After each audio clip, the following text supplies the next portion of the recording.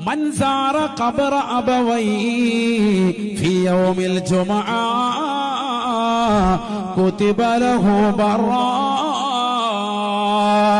നബിയുനാ റസൂലുള്ളാഹി സ്വല്ലല്ലാഹു അലൈഹി വസല്ലം തങ്ങൾ പറയുകയാണ്, ആരൊരുവന് പരിശുദ്ധമായ ജുമുഅ ദിവസം തന്റെ മാതാവിന്റെ പിതാവിന്റെ ഖബർ സിയാറത്ത് ചെയ്തു, അവനെ ഏറ്റവും ഗുണവാനായി അല്ലാഹു രേഖപ്പെടുത്തുമേ എന്ന് നബിയുനാ ശഫീഉനാ റസൂലുള്ളാഹി.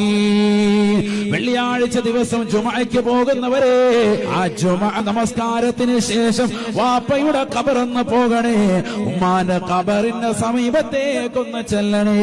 വാപ്പയുടെയും ഉമ്മയുടെയും ഖബർ സിയാറത്ത് ചെയ്യുന്നവൻ കുതിബ ബറാ, അവനെ വാപ്പാക്കും ഉമ്മാക്കും ഗുണം ചെയ്തവനായി അല്ലാഹു രേഖപ്പെടുത്തുമേ എന്ന് ഹബീബുനാ ശഫീഉനാ റസൂലുള്ളാഹി.